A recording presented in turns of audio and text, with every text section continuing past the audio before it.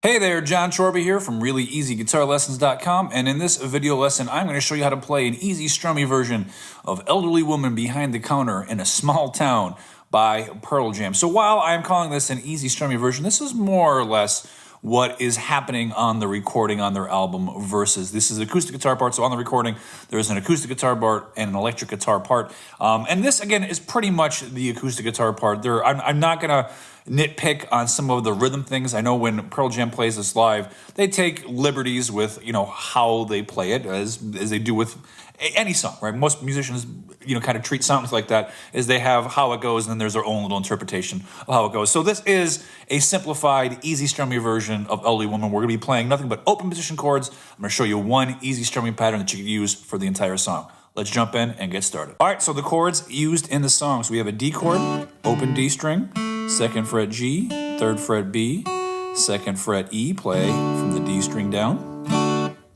Then we have a C add 9, which is going to be a 3rd fret of the A with the middle finger, 2nd fret D with the index finger, open G, 3rd fret B with the ring, and 3rd fret E with the pinky. C add 9, not CAD 9, C add 9. And then these two fingers are staying put, and we are going to just move these two fingers up to do a G chord. 3rd fret E, 2nd fret A, open D, open G, 3rd fret B, 3rd fret E. And then we also have a G/B or a G over B, or you can also say a G with the B in the bass. And it's the same idea as this G chord, except we're not going to play the low E string, so it's just from the A string down. So by doing that, the lowest note you will play is now a B, as opposed to when you play the chord like this, the lowest note you play, that note's a G, that note's a B.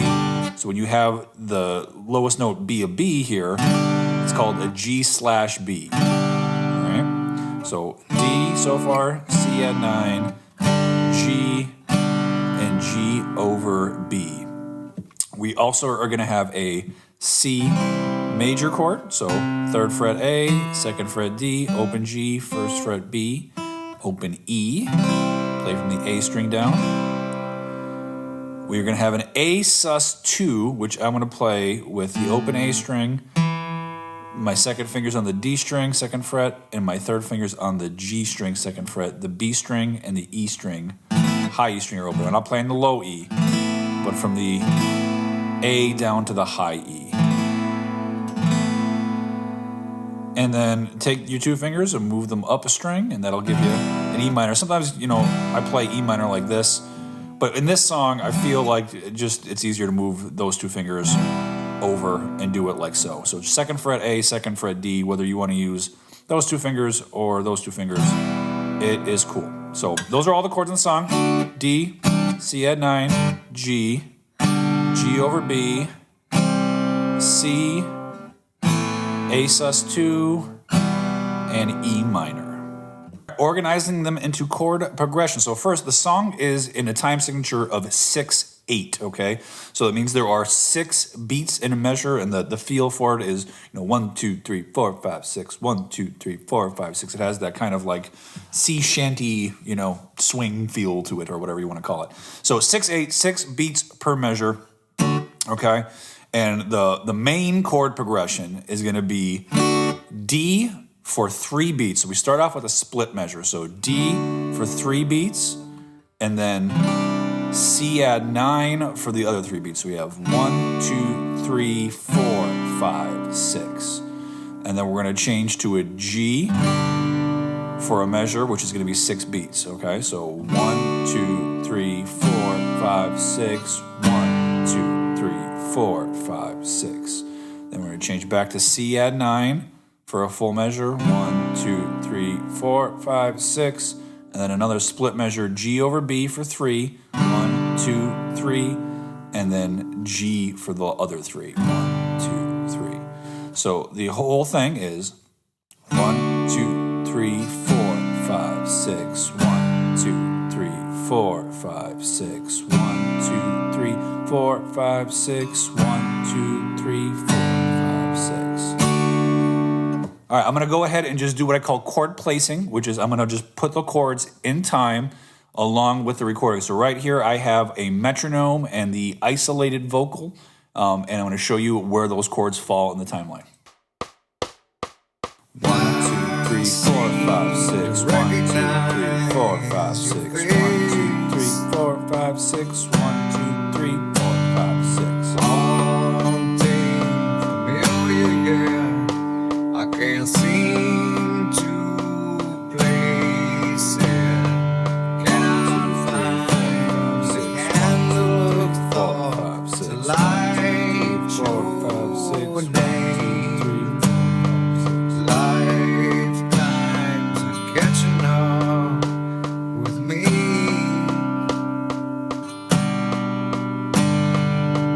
And the strumming pattern is going to sound like this. Let me just play it first, and then I'll break down what's going on. It's going to sound like this.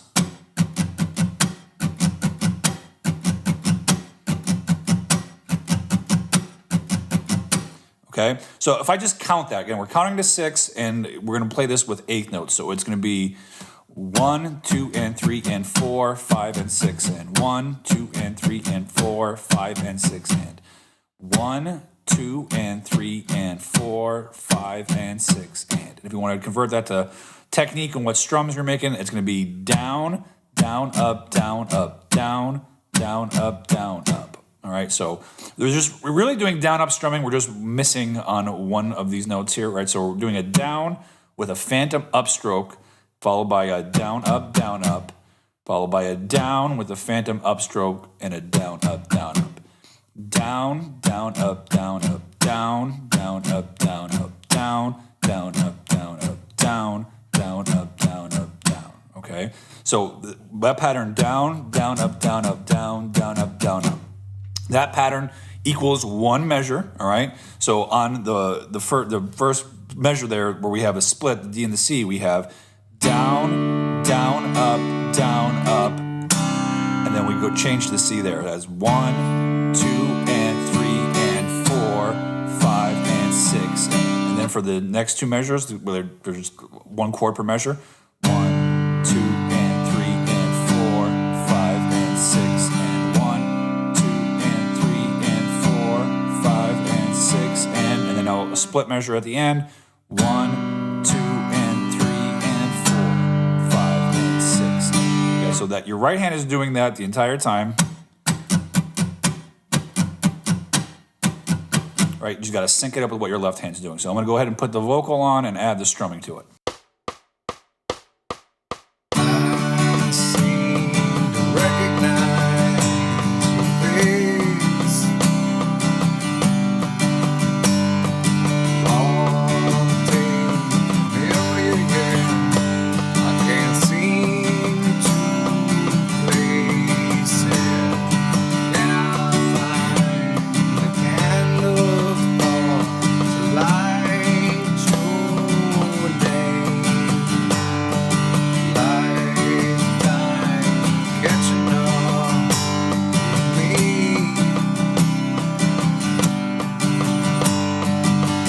Then we have what we call the pre-chorus chord progression. It's going to be C for a measure, so 6 beats of C, followed by a measure of A sus2, and then we're going to repeat that. A measure of C, a measure of A sus2, again, measure of C, measure of A sus2, and then 2 measures of E minor, okay? So C to A sus2 3 times, and then 2 measures of E minor, and you can do the same strumming pattern. Same strumming pattern for that chord progression. I'll go ahead and play along with that part. All these changes take place. I wish I'd seen the place, but no one's ever taken me. Hearts. And that's the only parts of the song. So if we look at the song structure, it starts with the first verse where you do your main progression 4 times. And then you have your first pre-chorus, which is the pre-chorus progression. And then you have a chorus, which is the main progression twice. Second verse, same as the first, 4 times with that main progression.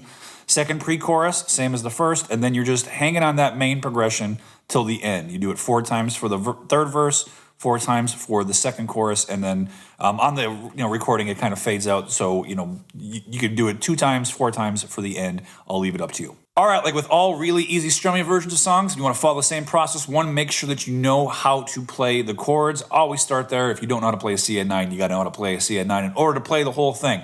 And then I would focus on any chord changes that give you problems, okay? So this one, it's not that bad because like going from a D to a C add 9 to a G, you have a common note. Your ring finger is going to be, holding down that third fret of the B string for each of those chords. So for the main progression, you don't have to do any kind of crazy movements.